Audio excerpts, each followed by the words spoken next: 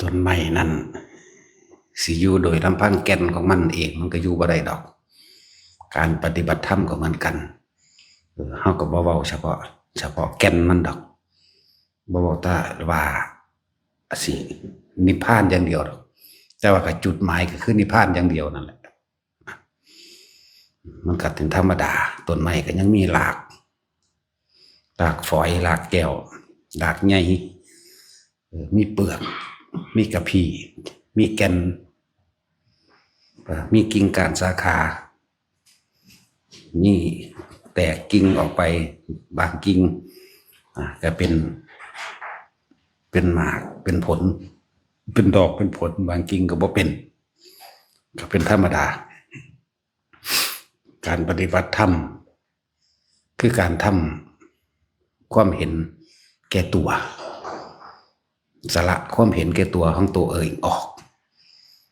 มันแม่นธรรมดาที่เข้าไปเห็นแก่ตัวเห็นแก่ตัวโดยวัตถุภายนอกก่อนนั่นแหละการปฏิบัติธรรมจึงมีทานเป็นเครื่องประกอบมีทานการให้มีศีลการบ่ทำลายเบียดเบียนผู้ใดมีภาวนาคือเนคขมะการข่มจิตข่มใจเพื่อให้เป็นคนมีสติระลึกผิดชอบถูกต้องหรือเบียดเบียนให้ผู้ใดเสียชีวิตทรัพย์สินบ่นี่มันก็เกี่ยวเนื่องเกี่ยวโยงกันนั่นแหละจังหวะมีปัญญาเนี่ยมีความเห็นตามความเป็นจริงได้มีความเห็นรอบรู้ในกองสังขารก็ว่าความเห็นตามเป็นจริงในกองสังขารก็คือสิ่งทั้งหลายทั้งปวงมันมีเหตุมีปัจจัยมันมีเครื่องปรุงแต่งเครื่องประกอบกันมันจึงจะเป็นไปสมบูรณ์เมื่อหมดเหตุบ่มีเครื่องประกอบปรุงแต่งไปแล้วก็บ่มีผลเจอว่าปัญญาที่เพิ่นแปลไว้ว่าความรอบรู้ในกองสังขารในทั้งหลายทั้งปวงมันก็มีความบ่เที่ยงแท้แน่นอนความบ่จีรังยืนให้เขาไปยึดเอาก็เพิ่นก็เป็นทุกข์ภายนอกทุกข์ภายในจังซี่นั่นแหละเรื่องความรอบรู้ในกองสังขารเห็นตามความเป็นจริงแล้วก็มีความเพียรพยายามมีความอดทนมีความจริงสัจจะถึงภายในตนเองคือเขาไม่โกหกตัวเองเป็นปรมัตถสัจจะคิดรู้สึกแบบใดก็ของบางอย่างมันบอกบ่ได้โกหกตัวเองไม่ได้แต่ว่าโกหกคนอื่นได้ทั้งสิแต่มันก็มีตั้งสัจจะของโลกสัตว์โลกเวียนว่ายตายเกิดเพราะตัณหาอุปาทานสัตว์โลก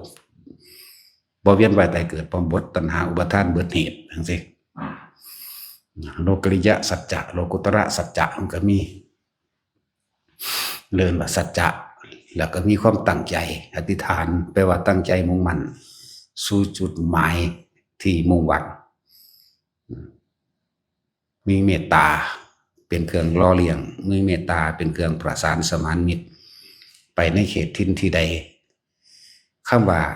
ความคิดเนี่ยที่จะทำร้ายเบียดเบียนผู้ใดผู้หนึ่งบ่มีเลยรักผู้อื่นเสมอตนรักตนเสมอด้วยผู้อื่นนะแต่ว่าในความเมตตานั้นก็ต้องมีอุเบกขาเป็นเครื่องรองรับนำเด้เนี่ยบ่แม่นว่าเมตตาแบบงงหูอยู่ว่าเขาสิมาตีมาฆ่าหรือว่าส่งเสริมให้เขาเกิดกำลังในการไปทำลายตัวเองหนึ่งทำลายผู้อื่นหนึ่งพวกนี้เขาก็บ่ส่งเสริมเพราะเมตตาผู้ที่ถูกทำลายแต่ก็เมตตาผู้ที่ก่อการลายเพิ่มเติมในตนเองไปอีกเขาก็เลยบ่ซอยก็มีเด้เมตตาด้วยการไล่หนีก็มีมันไม่ธรรมดาเด้อันคำว่ามุนีเพื่อว่าถ้ายุโดนเป็นบาปนั่นสิไล่หนีครับออก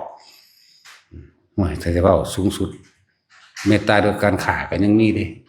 แต่ว่ามันบ่มีผู้ใดกล้าเทศกล้าเว้าซื่อๆเด้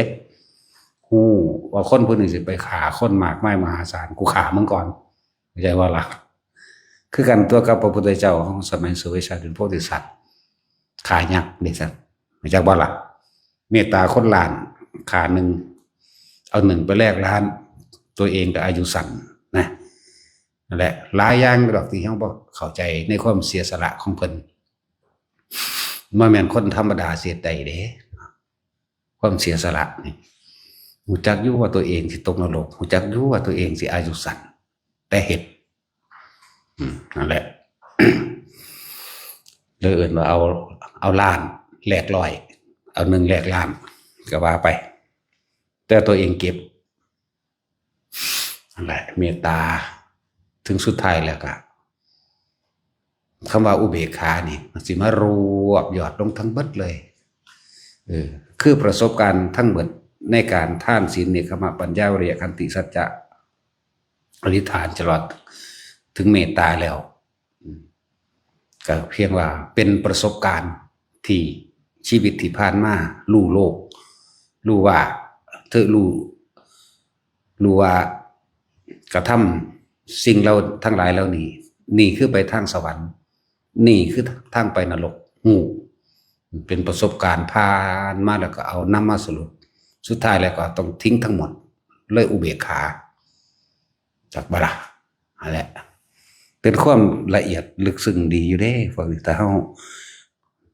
ลองไขข้นหรือพิจารณาจนว่าบ่มีขอโต้แย้งมันใดนั่นน่ะ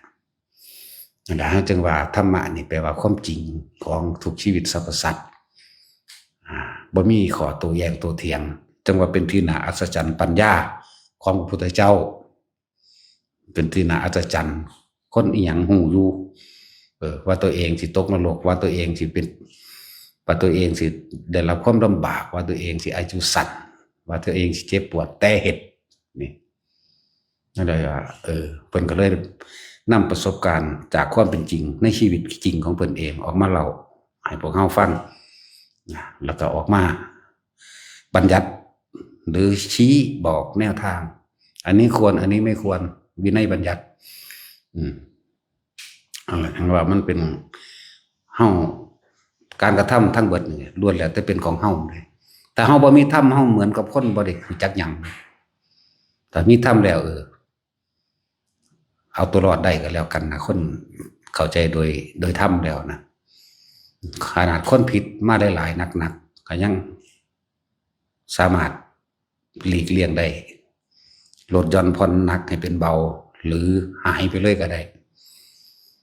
นั่นแหละจังว่าหลายๆอย่างที่นำมาอธิบายขยายความแต่คนฟังเพื่อให้เอาตัวเองรอดนั่นแหละคนใดที่ได้รับพระสัทธรรมเข้าไปแล้วผู้นั้นก็เอาตัวเองรอดได้คือในจุลคาตแต่ที่บอกเรื่องปัจจุบันในชีวิตของเพิ่นเองตั้งแต่เกิดมาเลยแหละไปเกิดในท้องคนขอทานแท้พ่อแม่ผู้ให้กำเนิดก็ยังชีพหายโดยการหาขอทานบ่ได้กินบ่ได้อยู่ไปอยู่น้ำไผก็สร้างคือต้องทำลายเขาโลดต้องฆ่าเขาไปอยู่แก่งใดหัวหน้าตายเบิดเพิ่นนี่ในจุลคาตไปอยู่ไสก็สร้างฆ่าผู้นำฆ่าหัวหน้าโลดขนาดนั้นเด้จนว่าสุดท้ายแล้วมาขออยู่นำหัวหน้าโจรใหญ่นี่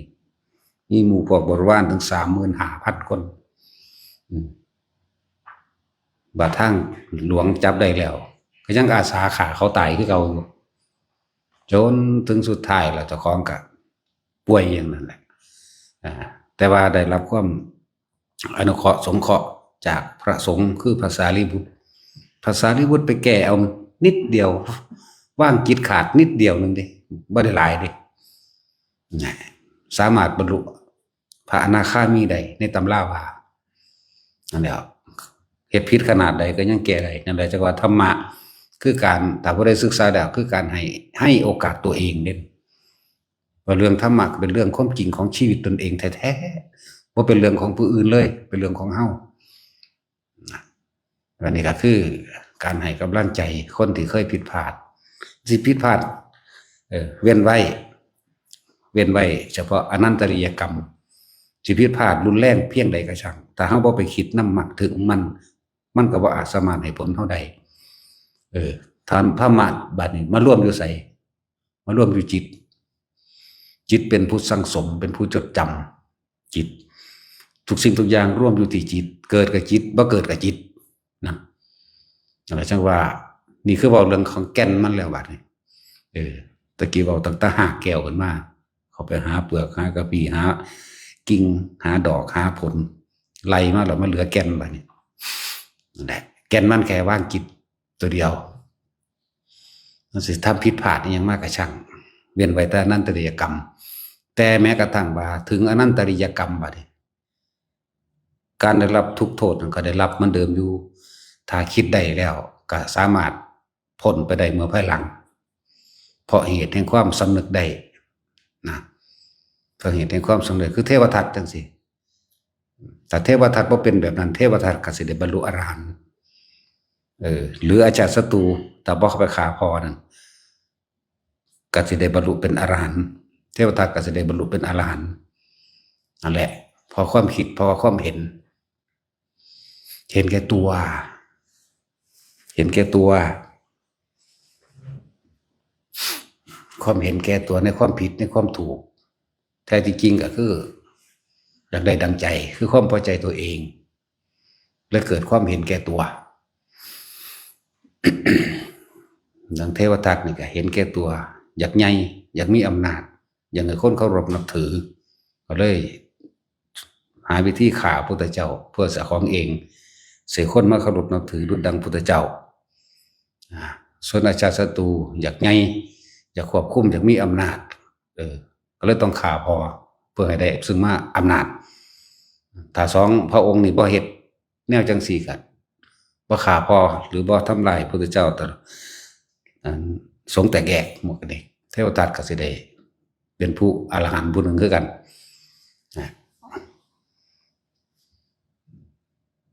แต่เฮายังอาชาติศัตรูนี่มีความเห็นยึดผิดและยึดถูกนั่นแหละยึดดีนั่นแหละคือคิดว่าถ้าตัวเองได้คำว่าดีนี่คือจะให้ผู้อื่นยกย่องว่าดีอย่างนึงแล้วก็อยากไปหาตีเอาเมืองอื่นๆเพื่อสิไม่เป็นเมืองขึ้นของตนเองเพื่อสิทั้งหลายแหละแล้วเพื่อจะให้คนมายกย่องเจ้าของอยากเป็นจักรพรรดิจังซี่นะบัดนี้พอเพิ่นกันบ่พาเฮ็ดแนวนั้นนั่นแหละว่าเห็นผิดเห็นผิดพอบ่พาเฮ็ดเลยอยากครองอำนาจเอาเองตัวเองก็สิไปเฮ็ดก็ไปตีละล้านหลายเมืองก็ได้ล่ะสุดท้ายก็พ่ายแพ้มาอยู่เด้ตลอดถึงว่าบัดสิแพ้นี่ยอมรับโดยการพ่ายแพ้แต่แม้กระทั่งเศรษฐีในเมืองตะของเองซึ่งเป็นโชติกะเศรษฐีจังอ่อนจังยอมลงมาเด้จากบ่ล่ะเพราะว่ามันพ่ายแพ้แก่บุญญาฤทธิ์ของเขาเจ้าเนาะสำนึกได้ก็สำนึกได้อยู่ดอกสำนึกได้ตอนพระเจ้าปันเสนแพ้พระเจ้าปันเสนก็ล้านเพิ่นนั่นแหละอันก็ดีพระเจ้าปันเสนก็ดีแต่ธรรมดาแล้วเขาก็ฆ่าทิ่มเลยแต่ว่าดิความผูกพันว่าเป็นหลานเป็นลูกของน้องสาวว่าผู้นี้ล่ะเป็นหลานนั่งยังล่ะลืมเสือละนั่งมังคลาหรืออย่างนี้แหละ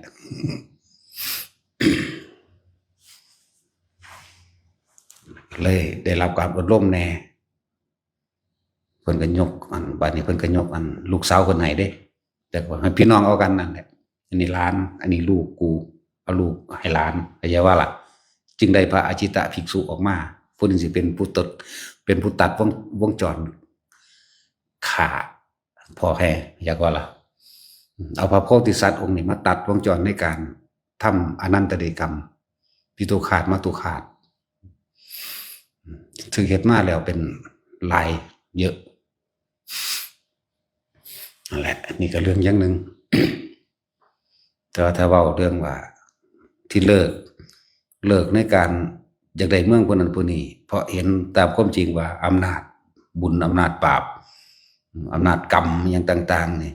บ่อาจสามารถไปทำลายคนที่มีบุญมากบ่ได้คือโชติกะเศรษฐีเอากองทัพมานี่ยกกองทัพมา 3-4 หมื่นมาล้อมบ้านเศรษฐีเศรษฐีเขาบ่ได้เฮ็ดอิหยังซ้ำแต่ว่าโดยบุญญาฤทธิ์มันถึงมีกองทัพของหมู่เทพเทวดาปกป้องเองเด้เขาบ่ได้มีความคิดบ้าเลยนั่นแหละโชติกะเศรษฐี ตั้งแต่เมียเพิ่นก็เอามาจากอุตรกุรุทวีปเพิ่นเด้ได้นางแก้วหรือเมืองโลกอื่นบ่ได้มาแม่นบ่ล่ะและทรัพย์สมบัติถ้าบ่ได้เต็มใจเอาให้ไผนี่บ่มีผู้ใดสามารถเอาไปได้เลยนั่นนี่เอิ้นว่าบุญญฤทธิ์สำเร็จด้วยความดีของเขาเจ้าหลายเลยเกิดเป็นฤทธิ์เป็นเดชในการปกป้องคุ้มครองผู้เป็นเจ้าของบุญเขาทำบุญมามากขนาดบอกให้ทดลองดึงเอาแหวนในมือนี่เอาลองดึงดูแต่ว่าข้าพเจ้าไม่ให้เห็นบ่ดึงเอาจังไดก็บ่ได้สิจับอาวุธมาตัดจังสิอาวุธมันก็เสื่อมเลยแบบหายวับออกไปเลยหลายแบบจนได้รับการยอมรับจนนางอันอุตระนั้นที่มาจากเมืองอุตระเลยนางอุตระก็เลยถามว่ามีคนใหญ่กว่าพวกเฮาอีกอยู่บ่ถามพวกเพิ่นโชติกะเศรษฐีใหญ่นี่ใหญ่หมายถึงพระราชาเป็นผู้ปกครองแคว้นประเทศนี้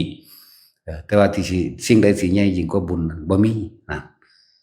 นั่นแหละสุดท้ายมันก็ฟังธรรมพุทธเจ้าแสดงธรรมก็บรรลุอรหันต์ไปส่วนนางนี่ก็กลับขึ้นไปอยู่โลกเดิมของตัวเองส่วนสมบัติทั้งหลายนี่ก็หายไปโดยปริยายบ่มีผู้ใดได้ครองเลยเพราะคนที่เป็นเจ้าของจริงๆคือคนผู้นี้คือโชติกะเศรษฐีอย่างก็ล่ะมันก็หายไปเองนี่แหละว่าบุญทั้งหลายแต่เฮาเฮ็ดไว้แล้วบ่มีผู้ใดลักไปได้ดอกเจ้าสิมีอำนาจเพียงใดก็ช่างบ่อาจสามารถเอาได้เอาบ่ได้ขนาดเห็นเป็นวัตถุอยู่นี่เอาบ่ได้สิปรับสาหยังกับความจริงที่เฮาเฮ็ดไว้ในใจเฮาเนาะวัตถุนี่ก็ยังเอาบ่ได้นี่นั่นแหละมันเป็นวัตถุเอาทหารมาล้อม 35,000 คนเพื่อสิมาแย่งชิงเอานั่นแหละแต่ว่าเฮานั้นสั่งสมไว้แต่เฉพาะสิ่งที่มันเป็นบุญแต่มีสุดท้ายจุดจิตเดียวว่าเหมือนกับเฮาเฮ็ดว่าไอ้มันได้นิพพานในศาสตร์นี้บ่ต้องไปหวังศาสตร์อื่นถ้าเฮาบ่เริ่มต้นในปัจจุบันเฮาสิไปเริ่มต้นตรงไหนเห็นบ่ล่ะจึงบอกทุกคนว่าผลทานบุญกุศลกรรมดีที่เฮาเฮ็ดมาทั้งหมดจงเป็นปัจจัยข้าพเจ้าได้ถึงซึ่งพระนิพพานในปัจจุบันชาตินี้เถิดเลยให้คู่คนเข้าใจชีวิตในปัจจุบันเฮาเองแต่ปัจจุบันบ่ดีอนาคตเอามาจากไสคำว่าดีถ้าปัจจุบันดีแล้วบ่ต้องห่วงในอนาคตอย่างหนึ่งก็คือว่าคนที่ปรารถนาซึ่งพระนิพพานม่านที่เขาทำลายและโจมตีเต็มที่อยากว่าล่ะม่านก็บ่แม่นม่านในอื่นดอกอยากว่าล่ะม่านในใจของเจ้าของเองม่านกิเลสม่านตัณหาเจ้าของเองกิเลสม่านเห็นบ่นี่ขันธม่านกิเลสม่านคือทรัพย์สมบัติทั้งหลายละกิเลสม่านขันธม่านก็หมายถึงร่างกายแล้วก็โอ้ยเพิ่นนั่งโดนโพดยันเจ็บยันปวดหลังปวดขาปวดแอวโอ้ยบ่สบายโอ้ยเฒ่าแล้วโอ้ยหูหนวกแล้วไปบ่ไหวแล้วเห็นบ่ล่ะรากไปกันเบิดมัจจุราชม่านสมมุติว่ามาปฏิบัติได้สำใดสำหนึ่งเกิดความหยาดหวาดกลัวความหยาดความหวาดกลัวทั้งหลายหยาดตายนั่นมันสิไปหยาดหยังเห็นบ่ล่ะหลายอย่างตัวหยาดนั่นน่ะบางที่ปฏิบัติไปเห็นแสงวับๆแวบๆหยาดตายก็มีไปเห็นผีเห็นเปรตหยาดตายก็มีนิมิตมาหลอกหรือบ่หลอกก็ช่างเข้าใจว่าล่ะนี่เรียกว่ามัจจุราชม่านในความหยาดตายหลายๆอย่างนั่นแหละกิขะมะพิอภิสังขารม่านโตการใหญ่นี่เนื่องจากว่านี่อภิแปลว่ายิ่งใหญ่สังขารแปลว่าความคิดนั่นแหละใหญ่สุดนั่นแหละตัวจิตเลยละบัดอภิสังขารม่านส่วนเทพบุตรม่านก็เป็นแค่ลูกหล่อแต่ว่ามีผลมากคือกันเทพบุตรม่าน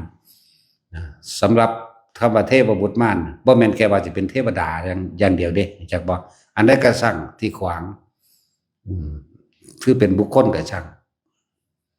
เป็นเทวดาก็ช่างอย่างเทวดามาอินพรหมทั้งหลายตลอดทั้งมนุษย์แหละเทพบุตรม่านใช่บ่เนี่ย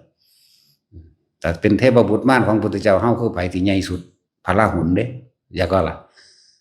พระราหุลห่วงได้เกิดขึ้นแล้ว ลาหุนแปลว่าห่วงอยากว่าล่ะ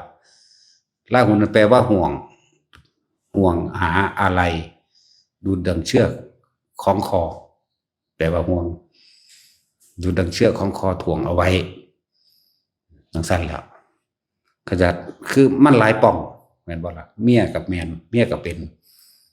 พ่อก็เป็นแม่ก็เป็นเด้ขวางเบิดแม่นบ่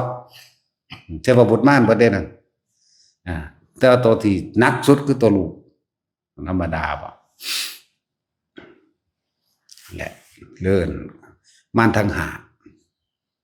คือปริศนาที่หลวงปู่หมันเพิ่นแต่งพระคาถาไว้ปัญจมาเรชิโนนาโถสัมโพธิมุตตมังนั่นน่ะจตุสัจจังปกาเสนติธรรมะจากการประวัตยิเอเตนะสัจวัชเชนะโหตุเมชยมังกลังปัญจมาเลมารทั้งห้าอันพระศาสดาได้ชนะแล้วด้วยอริยสัจสี่จะเป็นปัญจมาเลชิโนนาโถสัมโพธิมุตตมังมารทั้งห้าอันพระศาสดาได้พึงชนะแล้วด้วยอริยสัจสี่โดยการกล่าวสัจจะวาจาดีข้อความสวัสดีวิชัยจงมีแก่ข้าพเจ้าบ่เป็นเฮาบอกซื่อๆแล้วเฮาสิชนะเด้บ่เป็นเฮาทองเอาเด้นั่นคือหนทางนั่นคือให้ศึกษาแนวทางพระเจ้าว่าพุทธเจ้าชนะมารตั้งหาด้วยวิธีการใดเห็นบ่ล่ะพุทธเจ้าชนะมารตั้งหาด้วยบารมี10ทานศีลเนกขมปัญญาวิริยะขันติสัจจะอธิษฐานเมตตาลงสู่อุเบกขานะครับชนะมารตั้งหกับไรมากินี่กิขะมะวิธิกิก็คือกิเลสมารคือวัตถุสมบัติต่างๆเบิดเลือกสวนไร่นาบ้านที่ดินเงินทองเรียกกิเลสมารพวกนี้ช้างม้าวัวควายมื้อนี้เรียกว่าสมบัติที่มีชีวิตและไม่มีชีวิตเรียกว่าล่ะที่บ่มีชีวิตกับพวกเลือกสวนไร่นาจักว่าล่ะทรัพย์ที่มีวิญญาณครองกับทรัพย์ที่ไม่มีวิญญาณครองสิเว้าบาลีแน่เข้าใจป่ะบ่มีวิญญาณครองกันเงินทองรถมื้อนี้แหละที่มีทรัพย์ที่เป็นมีวิญญาณครองกับช้างม้าวัวควายนั่นแหละนั่นแหละแม้กระทั่งขาทาสบริวารก็เอิ้นเป็นทรัพย์ที่มีวิญญาณครองเข้าใจป่ะตะกี้เฮาอาจสิลืมไปแล้วว่าเฮาเคยเป็นทาสแม่นบ่โอ้มาธรรมดาเด้อถ้าเว้าเรื่องทาสมานี่น่าสงสารเด้เขาเอาขายคืองัวคือควายนี่เด้ตีขาได้จะเฮ็ดจังได๋ได้เบิดเด้ทาสนี่บ่มีสิทธิ์สิเหลือบตามองเบิ่งพระมหากษัตริย์พระราชาเด้แวบเดียวคือถูกประหารเลยเด้บ่ธรรมดาเด้ทาสนี่นั่นเด้นั่นแหละถึงว่าสมบัติอันเป็นทาสเรียกว่าสมบัติอันมีวิญญาณนั่น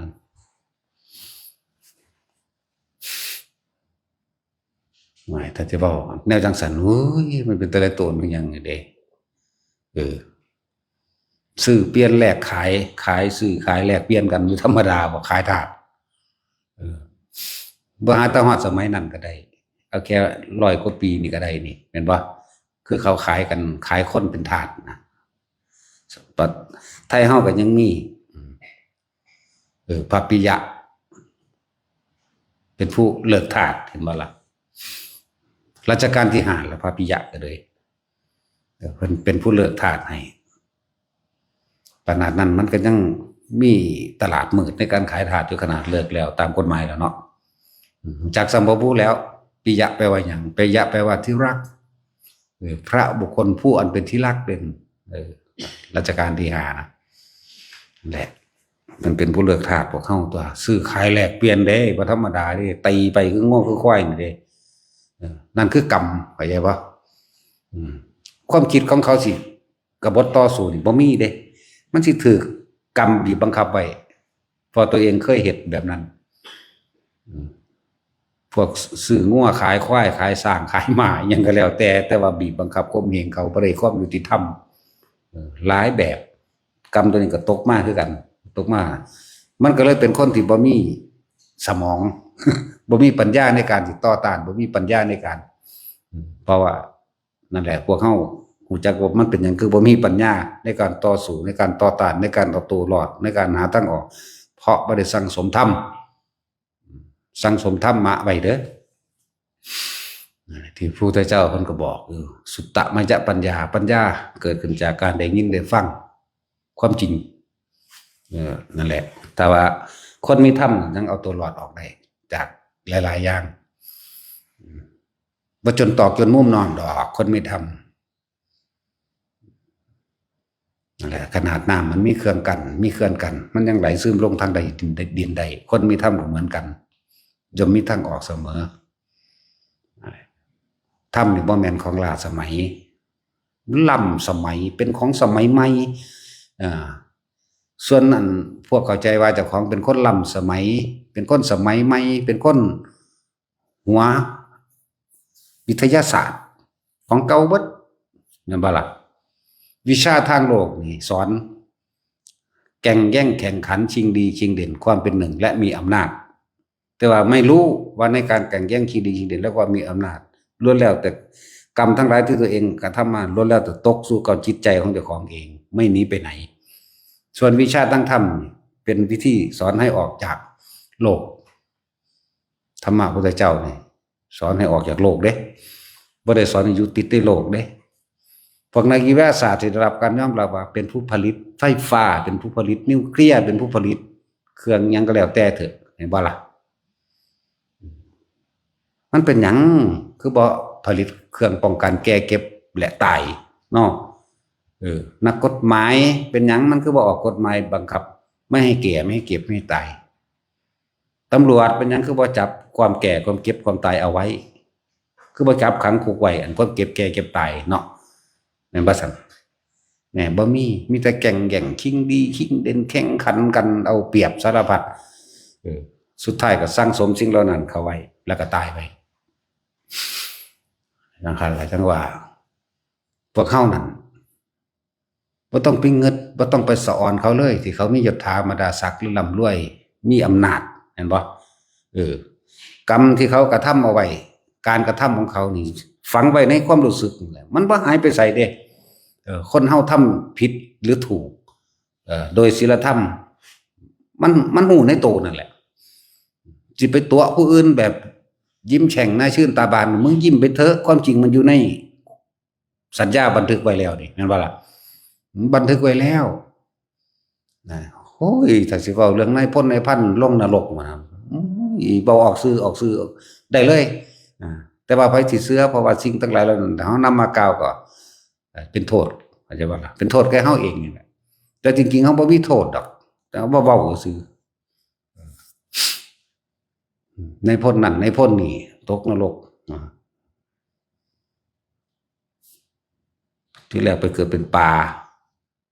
บัดนี้ลูกเพิ่นฉลองที่ลูกก็ได้รับในพ้นในพันมาคือกันจากบอกคนที่ไปเป็นปลาอยู่แล้วก็สร้างเถอะจิตสุดท้ายมันคิดห่วงสวนเข้าใจบ่นิดเดียวนึงเด้ความดีก็มีอยู่แต่ว่ามันไปเร็วก่อนหนึ่งที่ความดีมีอยู่เด้แต่วันไปเร็วก่อนเจตนาในการเอายักยอกทรัพย์สินเขาไปห่วงสวนว่าเสียสวนให้ลูกผู้นั้นผู้นี้นะสวนตัวนี้สวนในกรุงเทพผู้ใดว่ามันถือคือบ้านเฮาเนาะมันขายเป็นตารางเมตรละเท่าใดล้านนั่นว่าล่ะนั่นแหละจิตทุกท่ายพอดีตายในโรงพยาบาลวับไปห่วงสวนไปเข้าไปในไข่ป่าไปเกิดเป็นป่าเห็นไหมล่ะมันไม่ได้โดนด้วยอันป่านี่ไงบางกี่เดือนมันก็ใหญ่ขึ้นเด้นั่นล่ะลูกเพิ่นก็ได้รับไปฉลองกันนี่หั่นเอาพอมาขายกินแต่ว่าก็บ่ได้แม่นอันนั้นพฤติกรรมว่าเขาฆ่าพอแต่ว่ากรรมของผู้นั้นเองก็จะบ่กรรมของเขาเองเป็นเองเพราะถ้าถือขาตายแล้วโกรธแค้นเห็นห้องใส่ลูกว่าพอได้นี่เขาไผสิไปรู้แม่นบ่ได้เกิดความอาฆาตเกิดความโกรธเกลียดขึ้นว่ารุนแรงตกนรกย่ำได้บุแล้วบาดนี้มันบ่ธรรมดาเด้จักย่ำได้บุไว้บ่ต่ำก็เป็นกลับดอกนรกตัวนี้ก็เลยว่าโกงแผ่นดินดีมีแต่ว่าบ่คิดถึงดีก่อนที่ตายแม่นพาเขาไปสั่งวัดแต่ว่าหังไปสั่งในน้ำซื่อได้บ่ได้ออกจากใจใช่บ่ล่ะสั่งในน้ำสั่งในน้ำกองทัพหรือสั่งในน้ำเขาเอาไปเป็นประธานเพราะว่าเป็นคนมีชื่อเสียงไปซื่อๆนะครับว่า ไปเอาชื่อเสียงไปเอาความไว้ใจไปเอาตำแหน่งนี่นะบ่ได้ไปโดยใจศรัทธาแต่ก็ยังมีอยู่ดีมีอยู่ดีที่ไปนั่นเองดีนี่ได้จากผู้อื่นเขาภูมิใจเขาพอใจเขาเอาคนผู้ใหญ่ไปเป็นประธานใดอาจจะว่าล่ะนั่นเป็นแค่ดีได้โดยส่วนมุทนานั่นเด้แต่อันสาระเลวที่มันหนักครับโกงแผ่นดินโกงเป็นหนี้แผ่นดินอย่างใหญ่อยู่ดับนี่ก็อย่างหนึ่งก็เลยบอกว่าผู้ใดเฮ็ดอิหยังไว้ก็ช่างเถอะมันสิอยู่ในสัญญาเฮานี่แหละอยู่ในความรู้สึกของเฮา10 ปีขึ้นหลังเฮาคิดถ้ามันเป็นเรื่องที่เฮาบ่พอใจเนาะเศร้าหมองเลยเด้โกรธเกลียดขึ้นมาเลยมันบ่ถืออารมณ์เฮาเด่นมันบ่ได้ดังใจบ่ได้ดังอารมณ์บ่สมความปรารถนาตัวเองหวังไว้นั่นแหละทุกคนมันติดดีคือว่าล่ะเนาะ คำว่าดีน่ะคือพอใจตัวเดียวของเจ้าของนี่จักบ่คำว่าดีของคนคือความพอใจของเจ้าของตัวเดียวนี่นึงความยินดีความพอใจในรูปในรสได้กินได้เสียงแต่ในรูปก็กูพอใจกูมักผู้นี้นี่แต่มีผู้ใดมาแย่งชิงกูไปกูก็โมโหโลดมันบ่ล่ะในรูปในรสว่าสิรสชาติอาหารหรือยังก็แล้วแต่ขนาดอาหารก็ขากันได้เด้เฮ็ดบ่ถูกใจเพราะว่ามีมานะทิฏฐิว่ากูมึงฮู้บ่กูเป็นไผเห็นบ่ล่ะรูปรสกลิ่นมื้อนี่ได้เบิดเนื้อกินขยะเน่าเหม็นจังซี่ล่ะผู้ใดผู้หนึ่งเอาขยะมาทิ้งหน้าบ้านเจ้าของหรืออยู่หม้องอื่นแต่ว่ามันส่งกลิ่นนี่เห็นบ่ล่ะมันบ่พอใจเห็นบ่เสียงมันสิเป็นเสียงเพลงหรือเสียงระเบิดหรือเสียงหยังก็แล้วแต่ในเสียงนั้นเป็นเสียงในความสรรเสริญและดินทาก็มีเกิดขึ้นเห็นบ่ล่ะนี่มันบ่พอใจรูปรสกลิ่นเสียงกระทบพวกนี้แหละแต่จริงๆแล้วก็คืออารมณ์ความยินดีในปรารถนาความสุขตัวเดียวนั่นราคะเมื่อมีราคะยังว่างราคะบ่ได้หมายถึงความยินดีพอใจในรูปในรสในกลิ่นในเสียงโทสะก็ย่อมมีอยู่ในราคะโมหะก็ย่อมมีอยู่ในราคะเนาะความยินดีพอใจนั่นโตเดียวที่พวกเข้าแสวงหาที่พวกเข้าดิ้นรนที่พวกเข้าเวียนว่ายแต่เกิดเพราะความยินดีพอใจตัวเดียวบอกอีกศัพท์หนึ่งว่าปรารถนาสุขก็คือความพอใจนั่นแหละคนเนาะอันใดมันพอใจแล้วก็มันสุขละเนาะอันใดบ่พอใจมันก็เป็นทุกข์นะความยินดีพอใจตัวเดียวเด้ออาสวะขยะอารมณ์ที่ยังคล้องเกี่ยวอยู่มันของอยู่กับความพอใจตัวเดียวสมควรสิทิ้งไม่ได้อาสวะขยะอารมณ์ที่ยังคล้องอยู่พวกเฮาส่วนมากก็คล้องอยู่ในความพอใจนั่นแหละความบ่พอใจแม่นเฮาบ่อยากได้ก็ได้มาจากบ่ล่ะในดีมีเสียในเสียมีดีเนาะ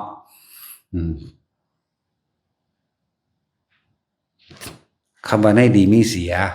ในเสียมีดีถ้าผู้ใดยังติดดีนั่นน่ะคือคนเรียกว่าเป็นทุกข์จากวันเป็นทุกข์เด้พวกเขาต้อง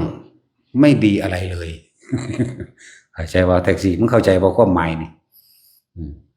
ในดีก็ต้องบ่มีเสียในเสียก็ต้องบ่มีดีเนาะถ้ายังมีดีมันก็ต้องมีเสีย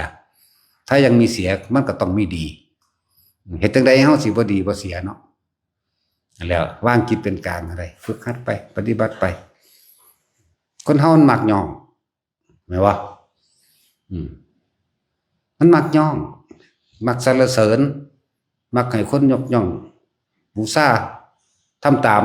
ทำความเคารพเจ้าของแต่ผู้ใดบ่เคารพเด้โมโหเสียบ่บาดนั่นแหละแล้วธรรมะพุทธเจ้าก็เพื่อสิทิ่มอารมณ์ความพอใจตัวเดียวเฮ็ดจังใดเฮาสิอยู่ระหว่างบ่เอาจักอย่างมั้ยบุญก็บ่เอาบาปก็บ่เอาดีก็บ่เอาเสียก็บ่เอาแม่นบ่นั่นเด้จังสิเป็นได้ศัพท์คือเพิ่นเว้าผู้ใดทำจิตให้เป็นกลางได้กลางนี่ต้องบ่มีดีบ่มีเสียเด้เห็นบ่ผู้นั้นจะพ้นจากทุกข์ทั้งปวงเนาะกลางนี่คือบ่คิดหยังเด้จังสิกลางได้บ่ล่ะกลางนี่ ถ้าคิดมันก็มีดีมีเสียหมดแล้วเนาะสั่นครับกลางต้องบ่คิดผู้ใดทำจิตให้เป็นกลางได้ผู้นั้นจักพ้นจากทุกข์ทั้งปวงไหมนั่นแหละนี่ก็บอกยอดแล้วนี่บอกแก่นแล้วเป็นธรรมดาแหละเรื่องของศาสนาก็ต้องมีพิธีมั่งมีการก่อสร้างมั่งเป็นเครื่องบันไดก็บางอย่างเขาก็อยู่ไม่ได้เพราะมีการก่อสร้างมีการให้ทานเนาะทานเงินทองทานใหม่ทานหลายๆอย่างในทานเพราะว่าตัดสิเป็นอาหารอย่างเดียวเด้ท่านใหม่ท่านสังกะสีท่านอิฐท่านหินท่านปูนท่านทรายท่านเหล็กตลอดทั้งเครื่องอำนวยความสะดวกหลายๆอย่างแต่เฮาสิท่านขาดใจว่าหั่นเนาะหรือเฮาสิหวังผลในท่านมีจิตอุพันธ์ในผลในท่านเพราะปรารถนาความพอใจเห็นบ่ยังว่าเป็นก็เลยต้องมีท่านเป็นเครื่องกุศโลบายถ้าผู้ใดฟังทำตรงก็สิมีทางออกได้ตรงตามความเป็นจริงเนี่ยนะผู้ใดอยากพ้นจากทุกข์ทั้งปวงท่านแล้วบ่ปรารถนาหวังผลในท่านว่าอยากให้ได้นั่นอยากให้เป็นนี่เด้ละความเห็นแก่ตัวมื้อนี้แหละท่านกับท่านเพื่อสละความเห็นแก่ตัวออกเอาเครื่องท่านมาเป็นเครื่องวัดใจเจ้าของมันว่าล่ะเอาท่านเงินท่านอาหารยารัสโลของที่อยู่อาศัยตลอดทั้งการช่วยเหลือต่างๆการแนะนำต่างๆเอื่นมาท่านการให้จาคะสละออกในหลายอย่างแต่ในความสละออกมันสิสละจริงวะถ้าสละจริงต้องไม่หวังสิ่งตอบแทนเห็นว่าล่ะ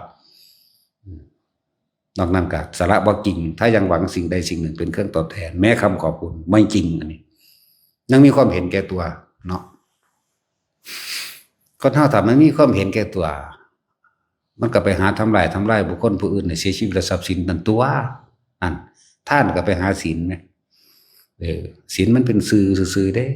ศีลมาจากคำว่าศิลาแปลว่าหินแปลว่าแข็งแกร่งเด้เพิ่นให้เฮาหัวใจแข็งแกร่งดังหินจากว่าล่ะในการข่มใจตัวเองหรือตัดใจให้ขาดเลยจากความโลภนี่เด้ คนโลภได้จังขาจังหลักจังป่นจังกี่ข่มเหงบังคับขืนใจจังหลอกจังล่วงให้ผู้อื่นเสียชีวิตและทรัพย์สินจังมีการกินเหล้าเมายาบาล่ะสั่นแล้ว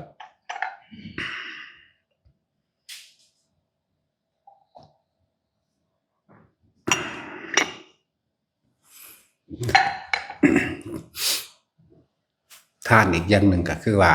จะเป็นที่พึ่งของผู้เดินทางไกลอยู่นั่นแล้วแต่ฟังมันเข้าใจเด้ว่ามันท่านบางผลไปในแค่ศาสตร์หนาหรือศาสตร์ต่อไปเด้ตัดไปนี่แหละอยากบอกท่านมันใจขาดออกจากใจท่านบ่หวังผลสิ่งใดเป็นเครื่องตอบแทนนี่จุดหมายเดียวคือทิ้งความเห็นแก่ตัวให้ได้คือพระนิพพานนั่นแหละต้องทำจิตเป็นกลางให้ได้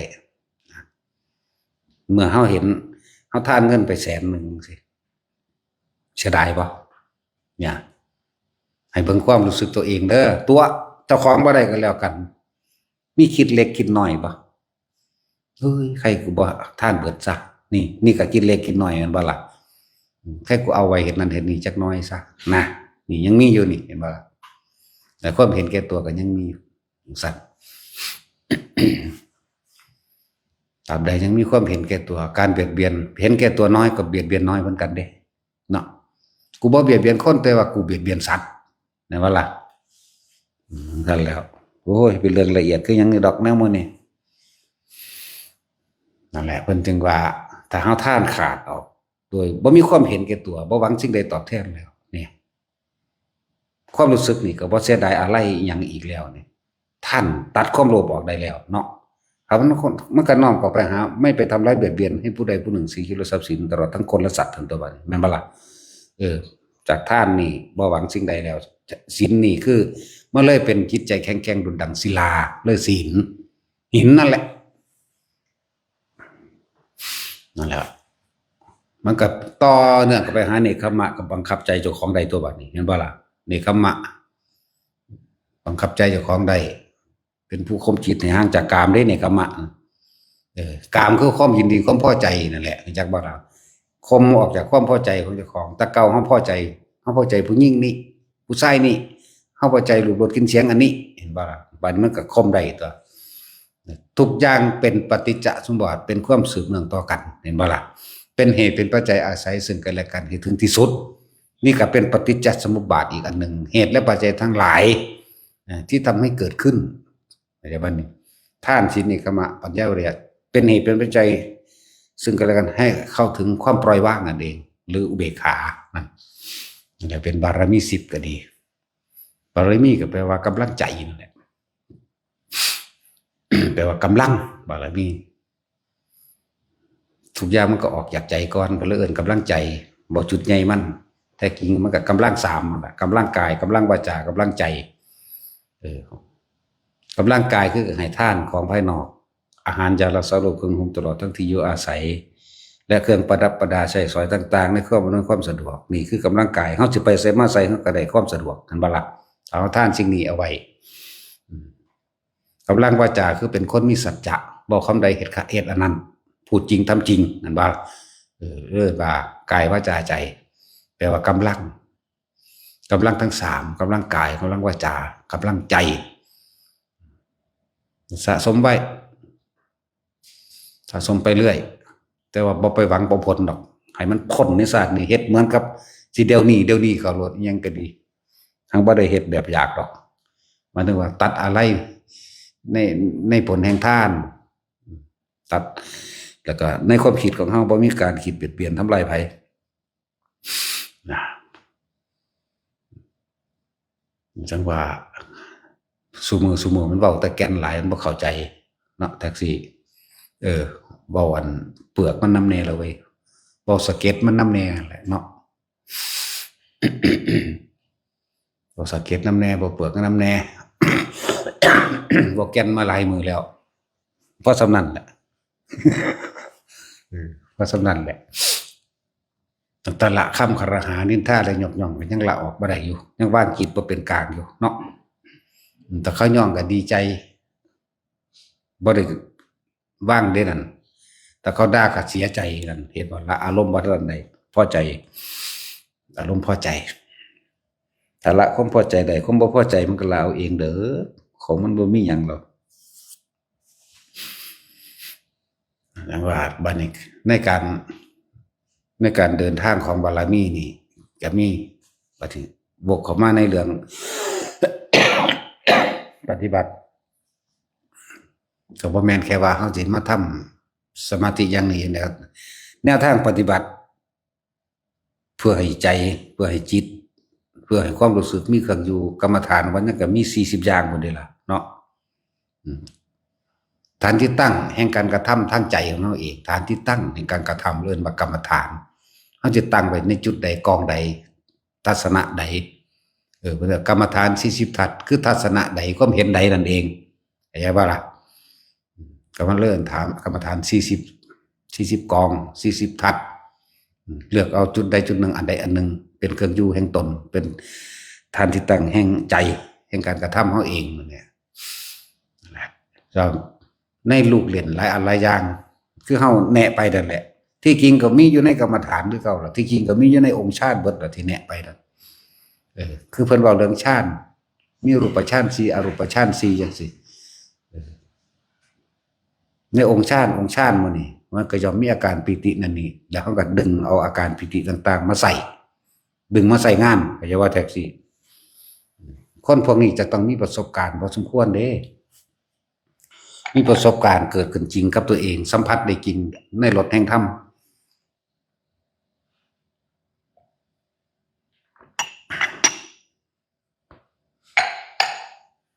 กรรมฐานก็40กองแล้ว40อย่างแล้วบัดนี้เฮาเลือกอานาปานสติ ในการอธิบายขยายความต่างๆเนี่ยก็ย่อมมีแหละปฐมฌานวิตกวิจารปิติสุขเอกคตาเนี่ยเฮาเลือกลมหายใจก็ออกเฮาเลือกนึกถึงลมหายใจก็ออกมีเฮาเลือกความรู้สึกลมหายใจก็ออกอยู่ในหูดังเฮา เย็นเข้าออกเย็นเข้าออกเย็นเข้าออกเย็นเข้าออกปิติต่างๆเกิดขึ้นปิติสิมันเกิดได้เพราะว่าจิตมันร่วมแล้วร่วมมากร่วมหน่อยจักว่าล่ะรวมในขณะนี้อาการขนลุกขนขิ้งลุกวืดวาดเกิดนี่ก็เป็นปิติสิจิตมันร่วมเลยเด้มันบ่คิดเด้มันยังเกิดได้เข้าใจบ่แม่นคิดก็คิดเดียวเข้าใจบ่นี่คิดเดียวรู้สึกเดียวคือลมนี่เองเข้าใจบ่นั่นแหละเรื่องว่าเอกคตาจิตเอกคตาจิตเอกคตาลมคิดเดียวความรู้สึกเดียวแล้วปิติเกิดปิติที่1ขุทกาปิติมีอาการขนลุกขนพองสยองก้าวปิติที่2คณิกาปิติมีอาการจุกอกจากหลอกข้อนี้ทำให้เกิดน้ำตาไหลเหมือนจะร้องไห้หรือร้องไห้ได้ทั้งสันนี้ปิติ2คณิกาปิติเป็นปิติที่2บัดนี้ละคนบ่เคยฝึกหัดปฏิบัติภาวนาบ่มีครูบาอาจารย์แนะนำให้บ่จักสื่อวันคนอื่นๆที่บ่เคยปฏิบัติเขาสิว่ามึงเป็นบ้าบ่เข้าใจบ่ล่ะเดี๋ยวคนพวกนั้นก็ไปแค่คำคนผู้นั้นว่ากูเป็นบ้าเนี่ยเรื่องบ่อยากเฮ็ดก็มีนั่นแหละคณิกาปิตินี่มีอาการ ตื้มน้ำตาไหลปิติที่3ภารณาปิติมีอาการโยกซ้ายโยกขวาโยกหน้าโยกหลังจุดดังนั่งอยู่ในอ่างน้ำหรือคลื่นทะเลออกคลื่นทะเลไหวๆนั่นเองนี่เป็นปิติ3ปิติที่4โอกันติกาปิติมีแสงสว่างเกิดขึ้นมีนิมิตต่างๆเกิดขึ้นก็รวมอยู่ในนิมิตนั่นแหละแม่นเบิดนั่นแหละปิติที่5คืออุปงคาปิติทำให้กายลอยขึ้นบัดนี้เฮาสิเอาปิติต่างๆมาใส่งานมาใส่มันเป็นประโยชน์กับกายเพราะว่าจิตมันอาศัยอยู่ในกายมันสืบต่อเนื่องกันกับกายเนาะคนที่เขาเจ้าถึงแล้วทุกเหลือตัวเดียวกับทุกกายเท่านั้นใจบ่มีเข้าใจบ่ล่ะนั่นแหละแต่ว่าเฮาสิดึงเอาปิติมาใส่น้อมไปให้มันไปเกิดประโยชน์อย่างอื่นอีกเข้าใจบ่ล่ะคือยากอยู่เด้ที่สิอธิบายสิ่งเหล่านี้ได้อาการขนลุกขนพองสองอย่างก้าวบางคนบ่เคยฝึกหัดปฏิบัติหรือได้ยินได้ฟังคนอื่นเว้าว่าว่าผีมาหลอกเด้จังคนลุกเหมือนบ่ล่ะเฮ้ยละเบิ่งเด้อนั่นน่ะผีมาหามึงเห็นบ่หั่นคนลุกวืดๆขึ้นว่าเด้นั่นว่าซั่นนั่นแหละนั่นคือฉะนั้นเฮาต้องฟังอยู่เรื่อยๆเฮาจึงสิเข้าใจสิ่งนี้นะบางทีมันมาจึกเอากูคือเป็นนี่กูคือสิให้นี่ปิติ2มันบ่ล่ะบางทีโยกอุ้ยคือเป็นแนวนี้วะตื่นไปเลยนะบ่ล่ะจิตมันรวมความคิดของคนมันบ่ได้เคยพักจักเทื่อเข้าใจว่าแท้สิเมื่อมันได้พักแล้วมันเกิดความอิ่มเอิบในใจเจ้าของในความรู้สึกตัวนี้ซึ่งคนมันบ่เคยฝึกหัดแนวมื้อนี้แล้ว2ครั้ง3ครั้งก็ยังตื่นตกใจอยู่เป็นธรรมดาเนาะยิ่งไปมีคนเว้าซ้ำไปในทางว่าเป็นบ้าเด้ระวังเด้ทำแตกเด้ไปกันใหญ่เลยบัดย้านไปเลยอุ้ยกูบ่เฮ็ดดอกวันนี้เห็นแสงวูบๆวาบๆนี่เห็นบ่ล่ะหังไปกันใหญ่อีกวันนี้ย้านนั่นแหละคือกายลอยขึ้นมั่งตกวูบวาบมั่งตกใจย้านตายไปละบัดนี่อธิบายสำหรับคนที่บ่อาจจะเคยพอนิดๆหน่อยๆเคยประสบพบอารมณ์ความรู้สึกนี้นะอธิบายแต่ว่านี่พวกเฮาชินแล้วพวกเฮานำสิ่งเหล่านี้มาแล้วก็แนะให้ทุกคนที่บ่ทันได้รู้นำเฮาสิเอาปิติอันเกิดจากภารณาปิติเพียงแค่ปฐมฌานมันก็เป็นอยู่แล้วบ่ล่ะภารณาปิตินี่คือมีอาการโยกซ้ายโยกขวาโยกหน้าโยกหลังจุดตรงหน้านั่งอยู่ในคืนน้ำทะเลลักษณะนี้เฮาสิเอาอาการปิตินี้มาเป็นเครื่องทำให้เกิดร่างกายสั่นไหวสั่นนี่มันสิสั่นจากข้างในก่อนจากหัวใจเฮานี่แหละจากเพื่อจะเป็นการขับโรคหรือรักษาโรคก็ได้อย่างว่าล่ะหลายๆอย่างนั่นแหละแล้วเฮาสิใช้วิธีว่าเฮาสิได้กรรมฐานใดกุศโลบายใดปกติเฮานั่งธรรมดาเนี่ยมันก็โยกอยู่แล้วหลับตาแล้วลืมตาโยกทั้งนั้น แต่ว่าบัดนี้เฮาต้องการความชัดเจนขึ้นเฮาก็เลยต้องเอาแนวมากำไว้ในมือนี่เรียกว่าก็สิให้มันโยกที่แรกมันโยกเป็นธรรมดาที่แรกมันก็ตกใจอยู่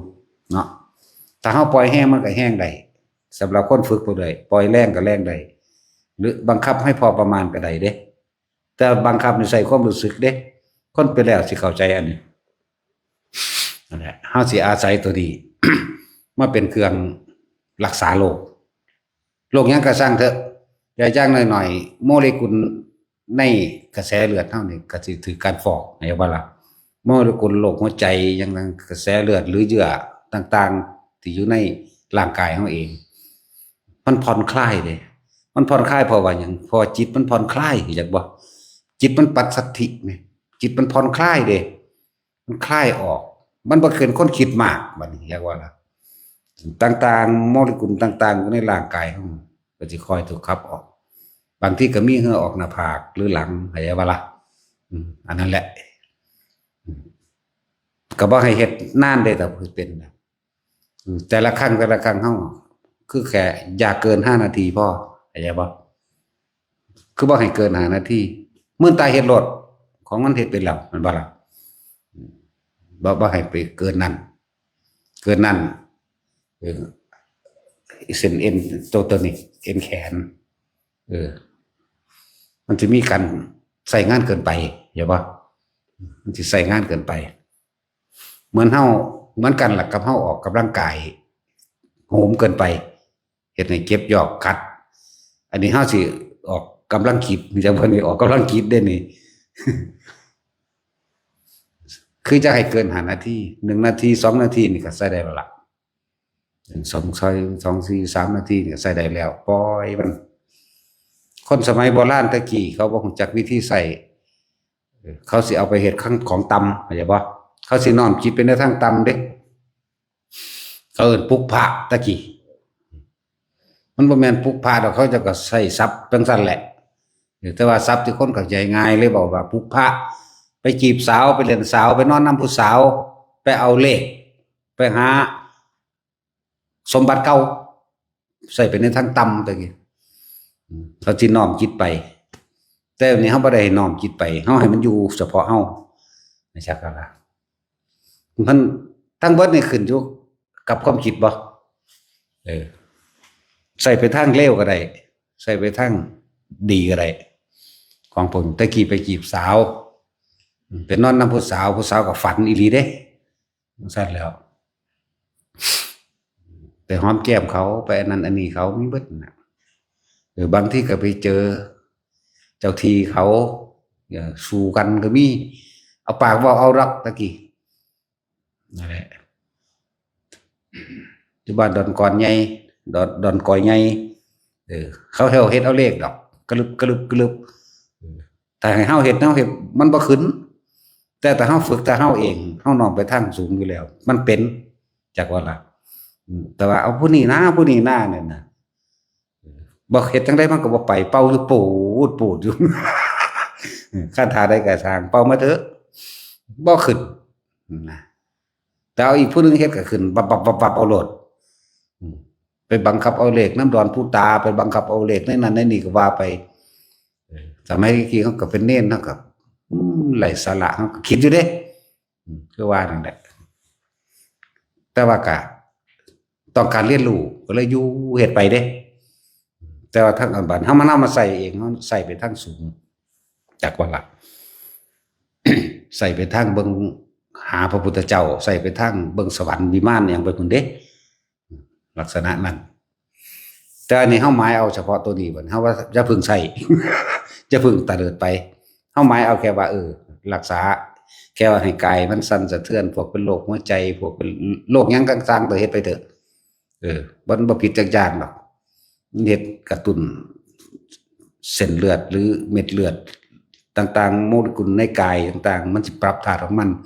พอความคิดของเฮามันได้พักผ่อนแล้วอาจจะว่าแท็กซี่มึงเป็นหมอมึงเป็นผู้นำทางสมาธิอันหมู่นี่นำมึงต้องเป็นครูสมาธิแต่ว่าบ่รู้จักสมาธิเนาะมึงก็เอาไปฝึกเอาเถอะ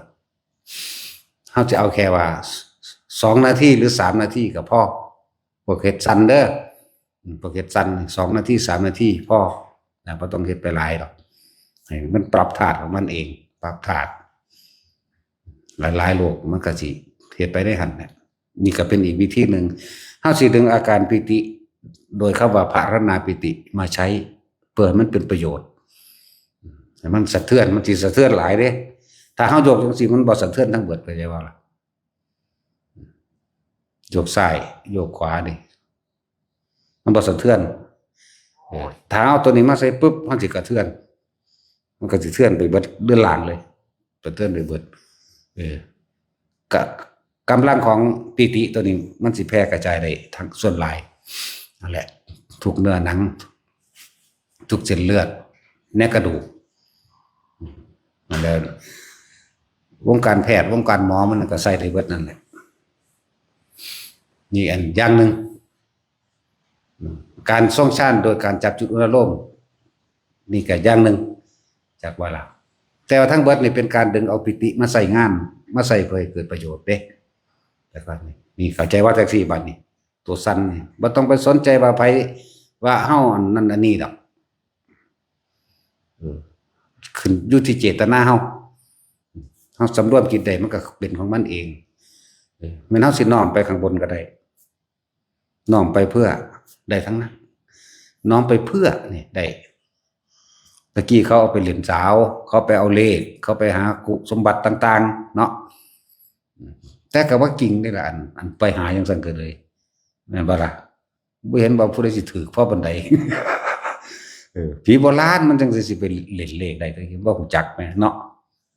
จริงๆมันบ่แม่นดอกเด้อเว้าตลกซื่อผีโบราณบ่จักดอกว่าเลขออกหยังหวยออกหยังบ่เคยไปกรุงเทพไปแม้ถ้าไปได้เขาก็มีเขตของไปของมันไหมเนาะนั่นสั่นแหละอันนี้ว่าตลกนอกเรื่อง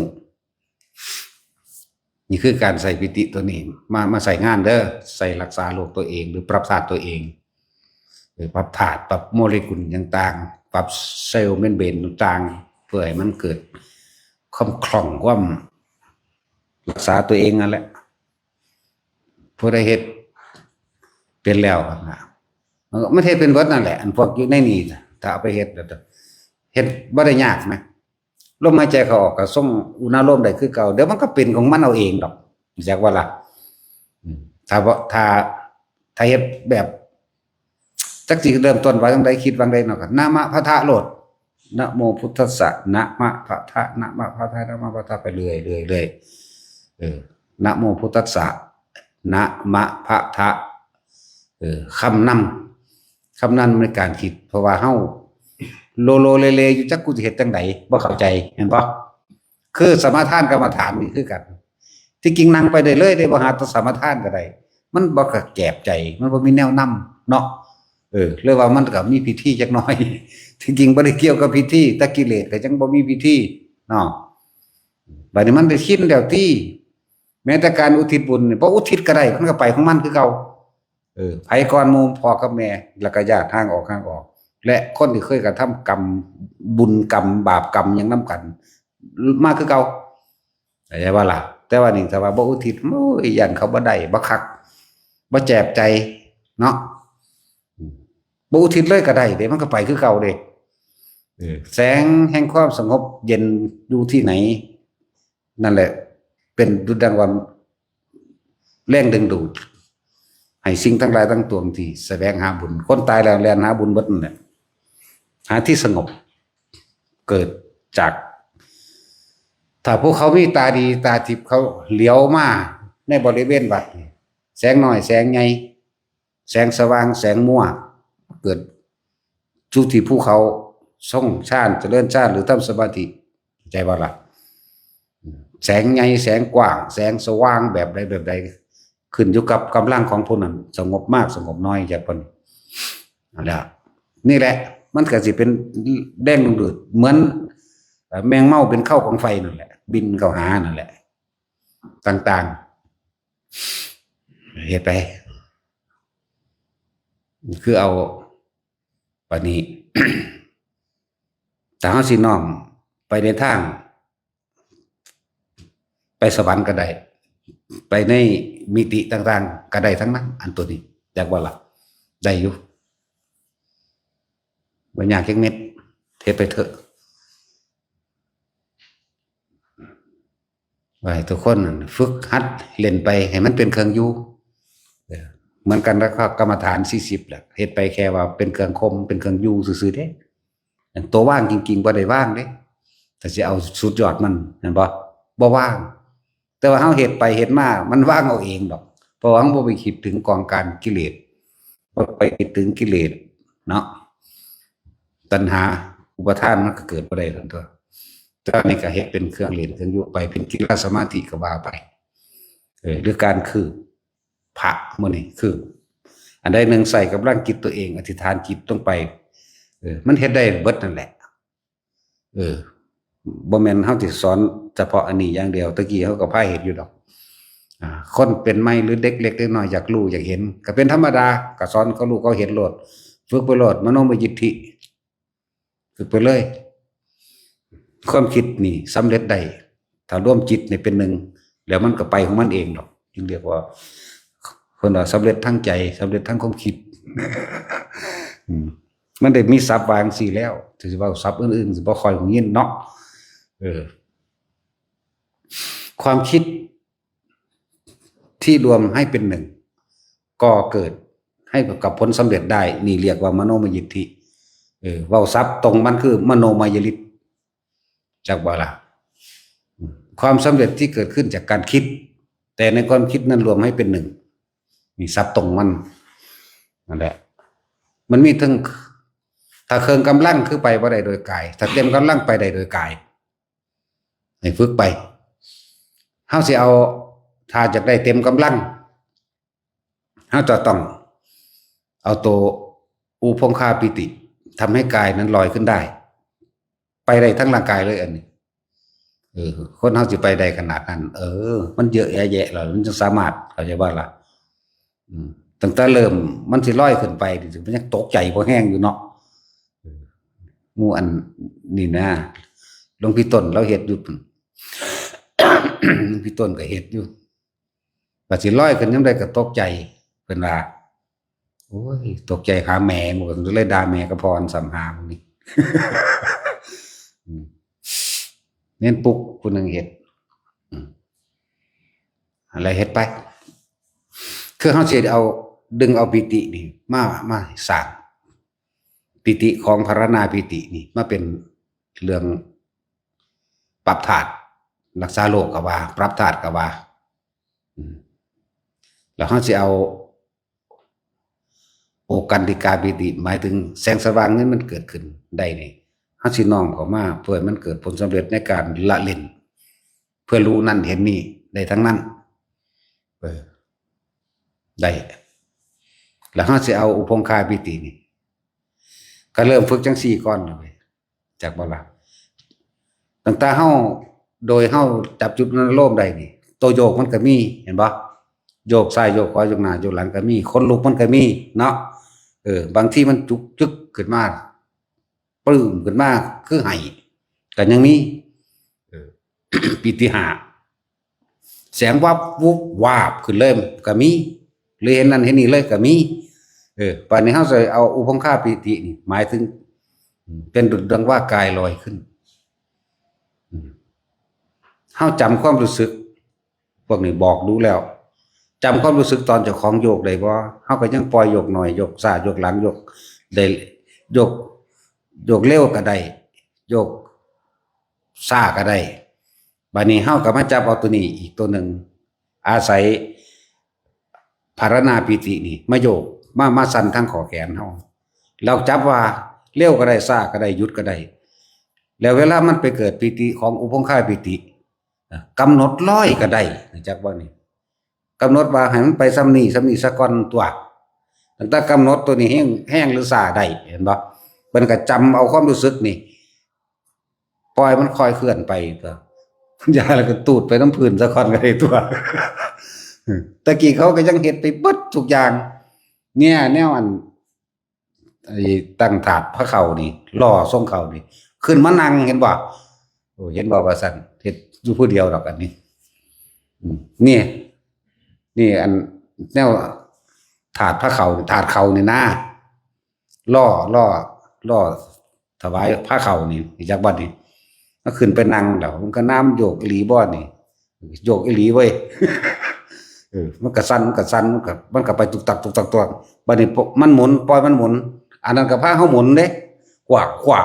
ากนั่นแล้วหมุนได้จริงๆเว้ยแล้วถ้ากับเฮาฝึกแต่เป็นเน้นตะเล่นอยู่เพิ่นได้บ่ธรรมดาเด้อันแนวนี้เพียงแต่ว่ามันหาแต่คิดขึ้นมาคิดพอซื่อๆได้มันก็เริ่มมาเว้าซื่อๆได้นั่นล่ะจนถึงอันเอาอันคือกระโปรงนี่นะมาตั้งไว้นั่งอยู่นั่นน่ะมันก็หมุนบักเร็วเลยหมุนจนจะเวียงเจ้าของตกคนตัวนั่นแหละเห็ดเล่นเห็ดอยู่ผู้เดียวอันนี้แฮะปันนี้จือเอาเด้อพวกอันนั้นว่าก็ลองให้มันตูดไปซะก่อนก็ได้กะว่าเอายังให้มันเป็นผ้านี่แหะไปกับพื้นซะก่อนเข้าใจบ่ล่ะเอาผ้าที่เจ้าของนั่งผ้าสบงกับของเองถ้ามันขึ้นจักน้อยแล้วกำหนดให้มันเลื่อนไปสภาวะกำหนดมันยังคิดอยู่ใส่ความรู้สึกเลื่อนไหมจักสิมึงเฮ็ดอันนี้ขึ้นหรือยังเป็นหรือยังแขนสั้นนี่แน่ถ้าจำแขนสั้นได้อันนี้ก็เหมือนกันถ้ามันสิยึกยักขึ้นกำหนดเลยใส่ความรู้สึกว่าเลื่อนไปเข้าใจบ่ล่ะก็เลื่อนเลยเลื่อนไปเลยมากก็ค่อยสูงขึ้นเอาตัวนั่นแหละว่าของเล่นนั่งวันนี้ของเล่นเด้เป็นของจริงเฮ็ดเล่นๆตั้งแต่เฮาเฮ็ดกระดาษออกจากผ้าที่พันไว้มันยังออกได้ไหมเนาะแปลกประหลาดบ่ล่ะพวกมื้อนี้เคยเฮ็ดหรือยังพวกนี้เฮ็ดแล้วเนาะแปลกประหลาดบ่ล่ะบ่มีผู้ใดไปจับไปบ่ายน้ำเจ้าเด้เจ้าเฮ็ดผู้เดียวเองแม่นบ่เขาตะบอกก็ซื้อเด้เอาเฮ็ดไว้มันคือออกอันเดียวนึงมันคือบ่ออกเบิดแต่ว่ามันเต้นกลมันบ่ได้แม่นกลแม่นบ่ล่ะกำลังคิดเจ้าของแค่อธิษฐานไปนึกไปปุ๊บว่างนิดเดียวออกถ้าบ่ว่างบ่ออกเห็นบ่ล่ะแปลกว่าล่ะขนาดนั้นนั่นแหละวิธีว่างจิตทั้งเบิดนี่ก็เพื่อสิเข้าสู่ความว่างจิตว่างเป็นกลางนี่แหละสิหาแนวมาหล่อมาเล่นเป็นกุศโลบายแต่ละคนอยู่นี่การคืบแขนพระมื้อนี้ก็เลยแต่ที่สอนอยู่เรื่องนี้ก็คือเก่านั่นแหละถ้าขนาดเบิ่งกันอยู่แม่นแล้วมึงเฮ็ดเอาโลดแม่นบ่ล่ะปัดเจ้าของไปเฮ็ดเองกันยังคือเป็นจังซี่วะคือได้วะเด้เนาะนั่นแหละการคืบเบิ่งคืบเจ้าของมื้อนี้การเอากระดาษออกจากผ้ามื้อนี้บ่ได้เอาแต่กระดาษเด้บัดนี้แม่นบ่ล่ะการเสี่ยงเรียกว่า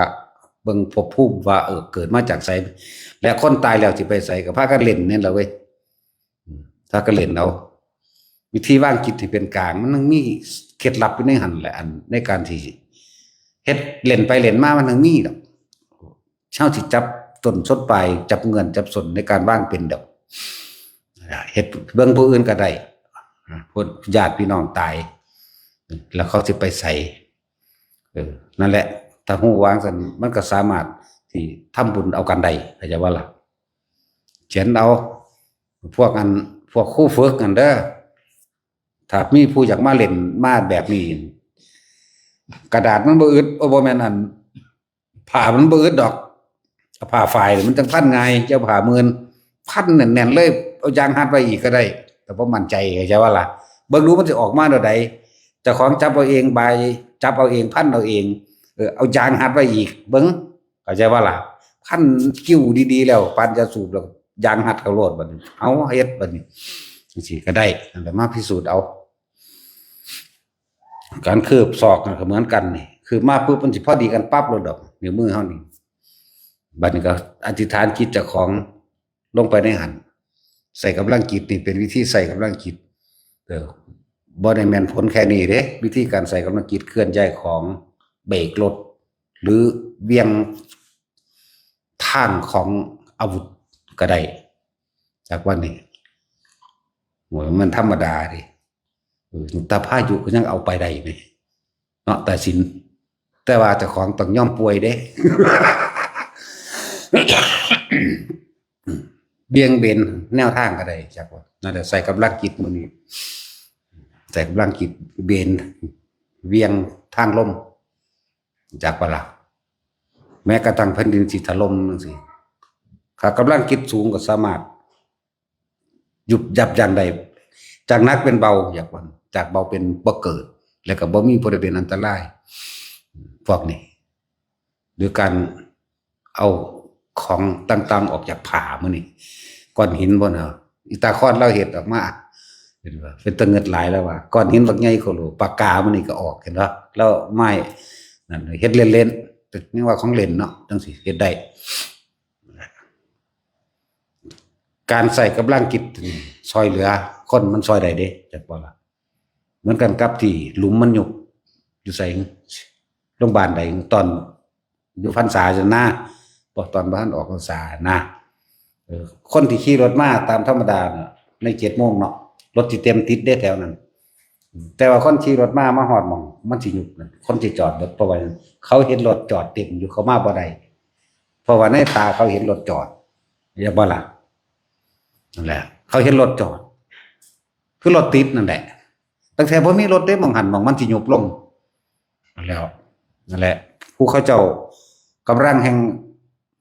ผู้เพิ่นมีกำลังผู้เพิ่นมีฤทธิ์มีเดชมีหยังเพิ่นเฮ็ดให้มันติดขัดไว้จักบ่ล่ะเฮ็ดเป็นรถจอดเต็มอยู่ไปบ่ได้แต่จริงๆบ่มีบัดมันบัวลงไปเนี่ยก็บ่มีหยังบ่มีรถตกจักคันนี่ล่ะมีแต่รถเจ้าหน้าที่ซื่อๆเนาะนั่นแหละ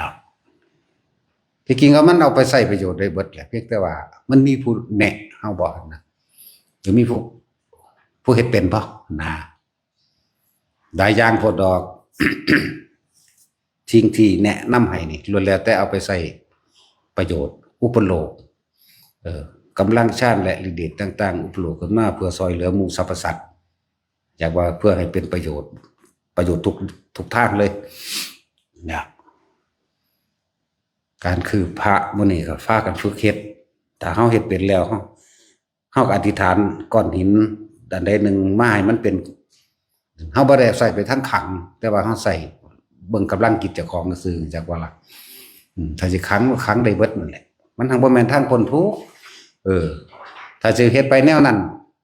ถ้ามันช่วยเหลือให้ผู้คนไปนิพพานได้เขาเจ้าก็เฮ็ดแล้วพุทธเจ้าพาเฮ็ดแล้วล่ะอันนี้เพิ่นบ่เฮ็ดเฮ็ดหนึ่งป้องกันภัยหรือช่วยเหลือเหตุการณ์บางอย่างจังซี่นะเฮ็ดได้มีอยู่เรื่องจังซี่แต่ว่าคนสิติดชินในการว่าต้องการให้คนอื่นช่วยเหลือตัวเองก็จะว่าล่ะเลยบ่อาจสามารถที่สิพึ่งพาตัวเองได้พุทธเจ้าเพิ่นจึงห้ามบ่ให้แสดงฤทธิ์นั่นว่าล่ะแล้วเขาเจ้าเลยบ่ให้แสดงสิ่งเหล่าหลายเหล่านี้ลองแสดงแหน่ผู้ใดผู้หนึ่งเฮ็ดอิหยังประหลาดขึ้นมาจักอย่างเนี่ยเขาสิห่มใส่บ่ได้อยู่บ่ได้เซาบ่ได้พักบ่ได้พรบาดนี่เห็นว่าล่ะนั่นแล้วคนก็สิเสียคำว่าตนเป็นที่พึ่งของตนเพราะไปหวังผลเป็นที่พึ่งไปพึ่งเฉพาะคนอื่นเลยเสียฟังคำสอนพระเจ้าบ่เข้าใจว้าวผู้นั้นตาทิพย์เฮ็ดท้องเหี่ยอยู่ไสนอไปเอากันหน้าแม่นบ่ล่ะบ่ตะท้องแล้วตั้งแต่มีดตัดอันผักซื่ออีห่ามันก็เอิ้นอาจารย์อันบ่มีดเหี่ยหรือ ก็เพิ่นก็ยังไปเห็นโลดสักเทื่อเลยอยู่หม่องมันนั่นแหละโอ้ยซ้ำนี้ก็จังได๋ได้เฮ็ดให้มันเบิ่งเพื่อให้มันเกิดจากปฏิบัติธรรมซื่อๆดอกนั่นแหละคือกระเป๋าเงินตกมีทองมีเงินอยู่ในหันสิเขาเปิดเบิ่งว่าบ่มีหยังจักบ่ล่ะมีแต่บัตรประชาชนเขาก็มาส่งได้ที่จริงมีทองมีเงินนั่นแหละถ้าเขาจะเอาเขาถ้าเขาเห็นว่ามีทองมีเงินเขาเอาเงินทองเขาไปเผาถิ่มแล้วแนวอื่นก็ได้แม่นบ่ล่ะนั่นแหละจังว่าทั้งหลายเหล่านี้นี่เฮ็ดไว้เพื่อหยังฝึกให้คนรู้จักช่วยเหลือคนภายในได้นะส่วนการร้อยนี่มีผลดีหลายอย่างเนาะเฮ็ดโลดจะสิพาใส่หรอก แต่ของเฮ็ดบ่เป็นก็สิให้ผู้อื่นเฮ็ดดอกสิเป็นผู้บอกหรอกบางคนเฮ็ดบ่ได้แฮะว่าล่ะแต่เคยเฮ็ดซื่อๆนะเดี๋ยวสิบอกให้ดอกว่าเฮ็ดจังซั่นไปจังซี่เป็นแบบนี้เนาะ โอ้ยกูอยากได้เน้นมันมึนนะจักบักฝึกอีหยังมันเอาเป็นเอาตายใส่ปุ๊บแล้วก็บอกยากๆแหละมันเล่นแต่มันเลยจักได้กระสร้างมันมีแนวรักษามันเองในชาติของมันเองอยู่แล้วล่ะเนาะอันนี้มึนแต่แนวบ่เป็นทานี่มึนแต่แนวเล่นอิหยังเล่นโทรศัพท์บอกยากไปแนวอีกอย่างหนึ่งบักฮานั่นเดี๋ยวเถอะนั่นเดี๋ยวพรมาเดี๋ยวที่พรไปเอามาเดี๋ยวฟ้ามือใส่หูมันหนึ่งแบบมันร้อยวันหิวเอิ้นเอายากๆคืออยากได้แบบนั้นได้ตอนนี้มันมักเลยอันเซาเราอยู่แบบมันแอบไปหาหลักเห็นนี่บ่เอาแล้วแบบเว้าอีหยังมานี่กูต้องเฮ็ดให้ได้เฮ็ดได้แล้วกูสิเฮ็ดตามใจกูนี่ แต่ว่าบ่เสียหายดอกเพราะว่ามันสิมีกำลังชาติคุมไว้อยู่มีก็แล้วกันน่ะ พวกจังซั่นมีเด้แล้วเดี๋ยวเพิ่นเป็นพระใหญ่แล้วตัวนี้บ่เว้าเรื่องของเพิ่นดอก เหมือนว่าแตะบอกอีหยังบ่เฮ็ดนำจักอย่างจักว่าล่ะแต่ว่าวิฤทธิ์วิเดชเด้ปัดเป็นปัดบวชพระมาแล้วนั่นนี่แล้วเข้าป่าไปเลยเด้ล่ะแต่ว่าก็ซอยคนคือเก่าพวกนี้เวลาไปบิณฑบาตก็บินในเมืองกรุงเทพพุ่นเด้จะไปบินไสก็บินได้เบิดนั่นแหละว่าเขาเฮ็ดเป็นแล้วเนาะอันซึ่งก็มีจักได้เรียนแบบมึนๆว่าถ้าให้ฝึกเอาจนได้ฝึกได้แล้วไปมึงไปเฮ็ดแบบนี้ไป คือสิดีนะเนาะพระพุทธเจ้าเพิ่นปรับอบัตตประสงค์ไว้เน้นเพิ่นบ่ปรับ ก็ใส่แนวนี้เอาแล้วเว้ยแหละเอาสบาย